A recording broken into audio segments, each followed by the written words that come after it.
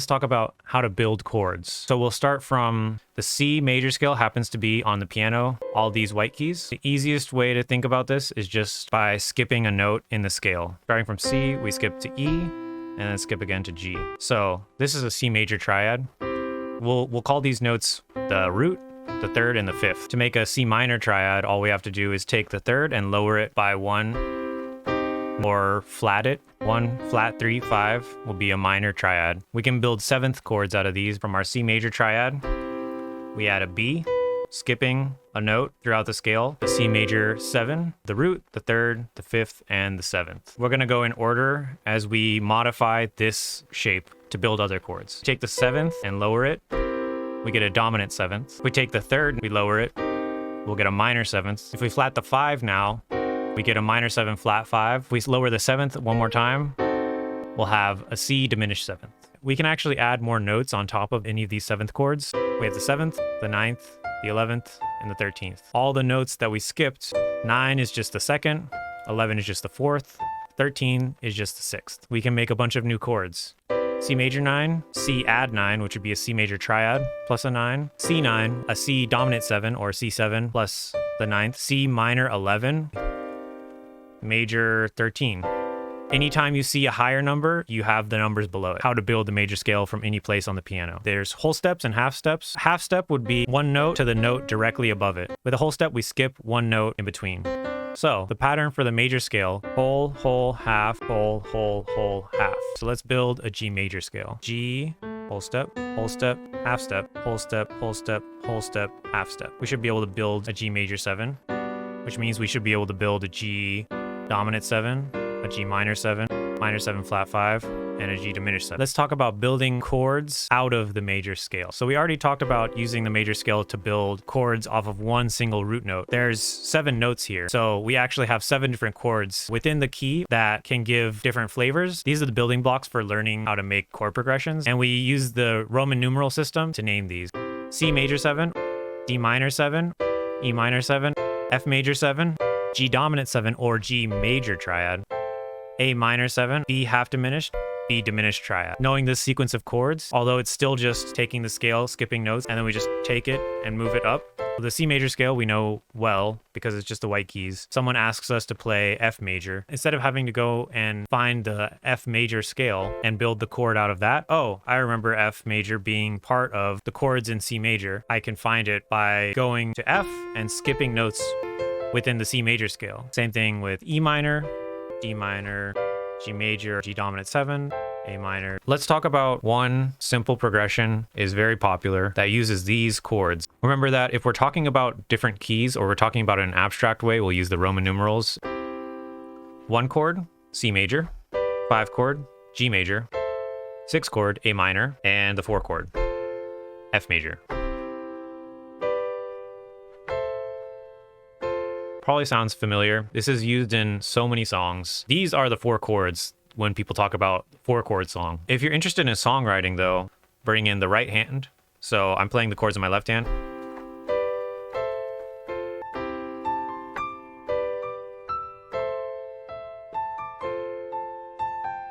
Playing around with just the white keys and just try taking each chord at a time. Playing different notes in C major, getting a sense of which ones work well with which chords. Just getting that feeling under your fingers will go a long ways towards getting into some songwriting. The concept of modes is a little bit confusing. Essentially, think of it like you're taking these notes and you're just shifting them around like a conveyor belt from C to C, D to D, E to E, and so on. Remember, we have whole, whole, half, whole, whole, whole, half. If we go from D to D, it'll be whole, half, whole, whole, whole, half, whole. The notes themselves don't change, but the order changes, and because of that, the intervals between the notes change, which creates a different feeling. Essentially, we just have names for each of the modes when we start from the different steps of the major scale. So in this case, we're talking about C major. The C major scale is the first mode, and it's called C Aeolian, or the Ionian mode. From D to D, the Dorian mode. From E to E, the Phrygian mode. F to F, Lydian. G to G, Mixolydian. A to A, Aeolian, also known as the natural minor scale. If someone says the minor scale, they're talking about this. and B to B, the very rare Locrian. We would call these relative modes because they all relate back to C major, one key. Instead of looking at them as relative modes, which is just doing this conveyor belt thing, no matter how many times we do that, we'll always be in C major. To break out of the key in a clever, systematic way, whether that's chords or with the notes that we're using for our melody, we can use parallel modes. Instead of C Ionian, D Dorian, E Phrygian, now it'll be C Ionian, C Dorian, C Phrygian. How do we build parallel modes? There's two different ways that we can go about it. Let's start with the first way. To get C Dorian, we have to find the major scale where C is the second note. B flat is a whole step down. So B flat major is the scale that we want to be able to build C Dorian. So we just do the whole half, whole half pattern.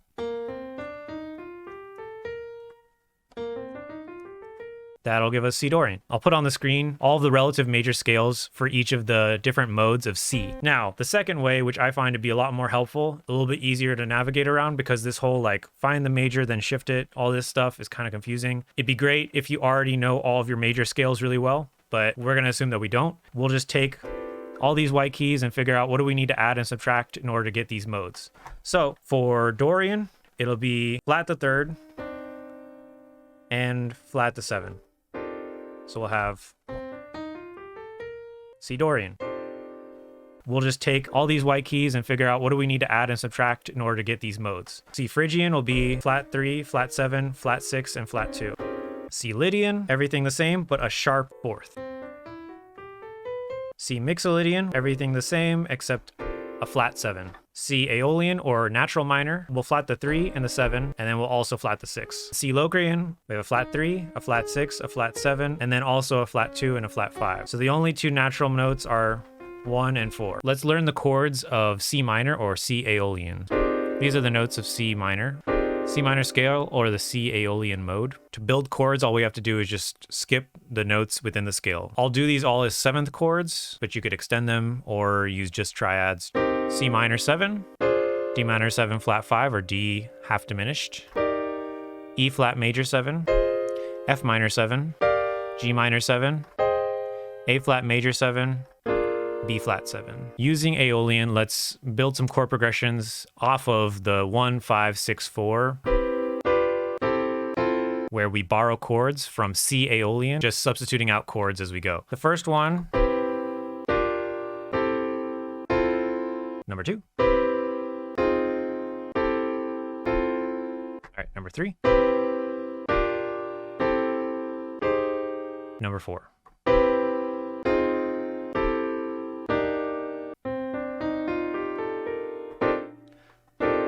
These are the notes of Dorian, and we'll just do the same thing. Skipping notes. C minor 7, D minor 7, E flat major 7, F 7, G minor 7, A minor 7 flat 5, and B flat major 7, E flat major 7. Borrowing chords from the parallel modes of C. All right, I'm gonna play the 1, 5, 6, 4 again.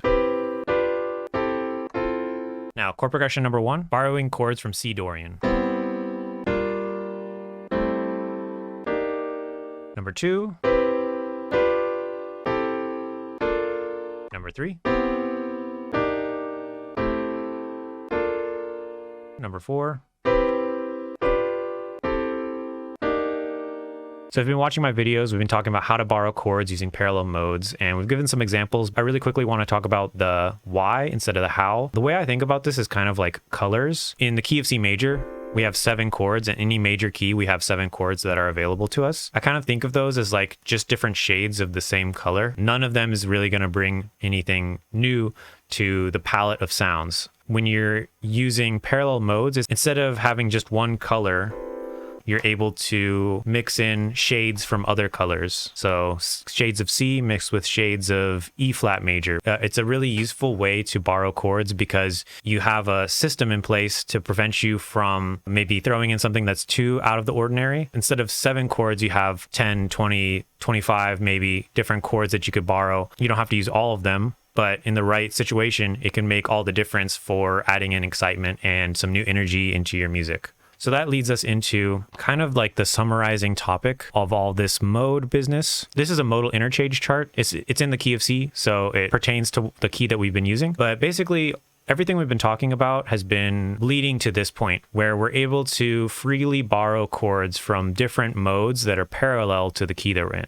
That sounds like a lot of jargon, but really it just boils down to this top row of chords are all the chords of C major. And then as you go down, it's different modes, and we can mix and match from the top row with any of these other rows. This is exactly what I just talked about, adding new colors to our palette. Instead of having to build the modes and then figure out which chords are in the mode, which chords you can build out of that scale, basically you can just look at this chart, and then from the top row, you could replace chords or just mix in chords from the other rows into your progression. Part of the reason why this is a really useful tool is because for a lot of musicians, we associate very specific feelings or emotions with the different modes. And one of the easiest ways to convey a specific emotion is to attach your song or your sound to a specific mode. Maybe not all of the chords are generated from that mode, but you'll use a borrowed chord from, say, Lydian to add something a little bit more sweet and happy, as opposed to mixing in something from Phrygian, which might incorporate in some darkness. Just being aware of those options really lends itself to a more powerful and expansive set of chords that you can use. This is just like the zoomed out high-level version of it. Modal interchange, you can look it up online. There's lots of videos about it, but essentially it just boils down to this chart. You can take chords from the top row, or you can take chords from any of the rows, and you just have to figure out how they're going to fit together.